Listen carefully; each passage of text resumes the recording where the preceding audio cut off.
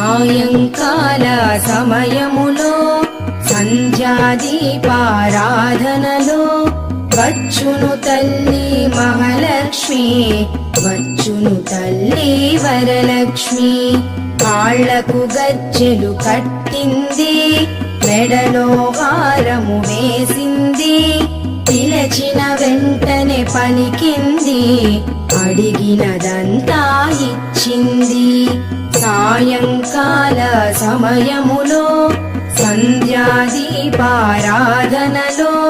వచ్చును తల్లి మహాలక్ష్మి, వచ్చును తల్లి వరలక్ష్మి.